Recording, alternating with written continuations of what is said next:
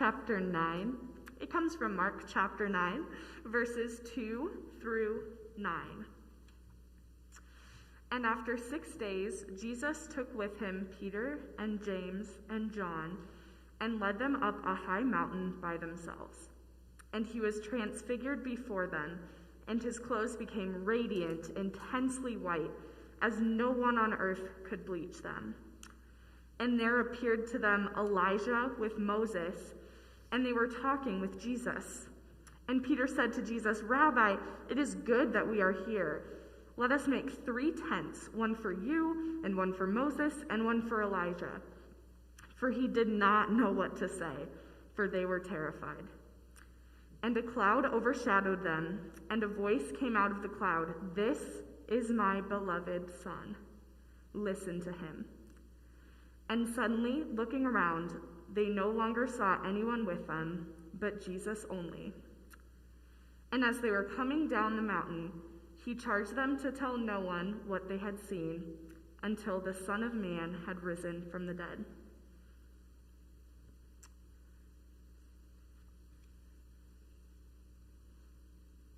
All right, I'm going to join you down here today. So do you ever repeat a word or phrase over and over until you can't grasp its meaning anymore? I remember doing this once as a kid, specifically with the word march. And so I also did it again while I was writing this sermon.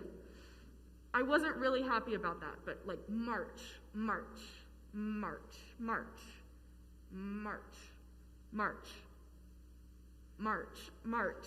Once you've said it enough, it's like march isn't real. What is it? What's march? It's literally just sounds. And then if your brain is as relentless as mine, it turns into an existential crisis about language and how it's a social construction. And eventually you calm yourself down, but you swear you'll never say the word march again. But then you end up giving a sermon and talking about it. And some people probably relate, but others are like, "Is she okay?" Do you ever do that? That's what the Transfiguration story begins to feel like when you chew on it. I hope I didn't ruin a word for you, but this is the best parallel to what path I went down while preparing to pick apart the Transfiguration of Jesus.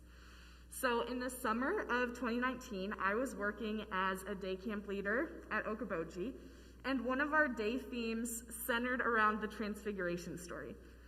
So that meant every week I had to prepare myself and my team to teach 3 to 12-year-olds about the Transfiguration of Jesus Christ. And the thing about teaching something to children that is literally beyond human comprehension is that it's hard. You have to make it palatable enough to yourself so that you can try to communicate its significance. So basically, I spent 9 weeks repeating rhetoric of the Transfiguration, acting like I understood it, I got it, makes sense, good stuff. And then this week, and this sermon preparation rolled around, and I had to laugh at myself because I could not find a single hint of comprehensibility in this story from Mark's Gospel that I knew so well.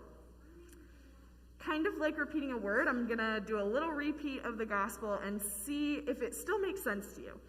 Because sometimes I think we take the Gospel at its face simply because it's Gospel, and don't just sit in awe and wonder, what on earth is this? So verse 2, Jesus took his closest friends with him on a hike up a mountain. So far, I'm following. I'm following slowly because it's a high mountain, but I can relate to this. So then, still in verse 2, Jesus was transfigured before them. So now I'm I didn't really get very far. I have a lot of questions. And then his clothes became so impossibly white, and suddenly Moses and Elijah were there, as in Moses of "let my people go," about 1500 BC, and Elijah from being physically taken up to heaven about 900 BC. That is, 2 super dead guys appear on the mountaintop along with this really inconceivable vision of Jesus. the same man that the disciples had been living life with. And the voice of God comes out from a cloud, repeating the same thing it said at Jesus' baptism. "This is my beloved Son. Listen to him." Suddenly, the only thing left is Jesus. Does that make you feel a little crazy? Because I definitely know the disciples felt that way. They did not know how to manage the situation. They didn't understand it. They didn't know how to respond. Now we have a clear depiction of all the incredible symbolism and parallelism between this story and Old Testament narratives. It's really fascinating, but it doesn't necessarily break into how the Transfiguration story speaks to me today. I want to focus on the Transfiguration itself. And to do that, I will approach it as I did in summer 2019, and at the request of one Michael Scott. Why don't you explain this to me like I'm an 8-year-old? Transfiguration comes from the Greek word metamorpho, which is similar to words like transformation, change, metamorphosis. There's a newness, a revelation, a difference in how Jesus appeared on that mountaintop.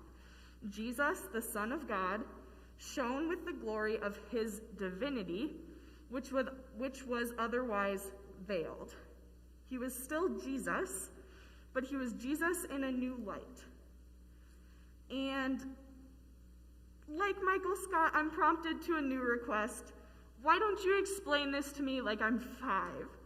So the Transfiguration is like a caterpillar that becomes a butterfly. It transforms into something we didn't see before, but it's also still the same. Like the caterpillar is the butterfly and the butterfly is the caterpillar. Its essence doesn't change, but it's really beautiful now. So I can kind of understand that. I get what's being communicated, but I still can't understand the fullness and the significance of this glorious moment that happened before Peter, John, and James. Jesus tells them not to mention it before he resurrects from the grave. Again, we read that and say, right, exactly, Jesus rises from the grave. But the disciples are so confused, like, what are you talking about? Truly, this account could not be understood until after the resurrection, when the evidence could only result in one conclusion: Jesus is God. And this account reveals in retrospect that Jesus willingly went to the cross, voluntarily chose suffering, and accepted death not in spite of his divinity, but because of it. The thing is, Jesus doesn't go straight to the cross after this episode. Instead, Jesus rejoins the rest of the disciples and continues on his ministry of teaching and healing. Jesus doesn't allow James, John, and Peter to get distracted from the task at hand, which is displaying God's love before man. And this is why I find the Transfiguration story kind of funny and a great parallel to what faith is and what it should be like.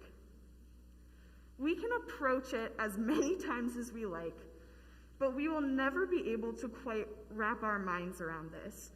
We are simply incapable of figuring out God, and once we think we have it all figured out, we suddenly don't.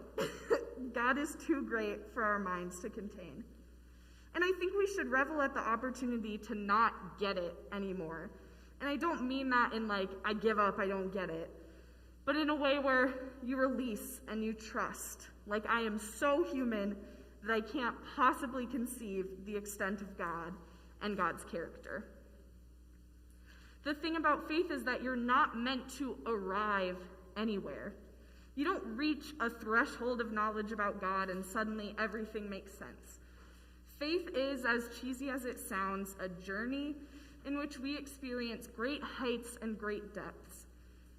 This Transfiguration story is a story of an incredible spiritual mountaintop, an inexplicable experience of God's presence and glory. But at other times in our journey, we question ourselves and our encounters with God. We experience trials and doubt. We become absorbed by the mundane.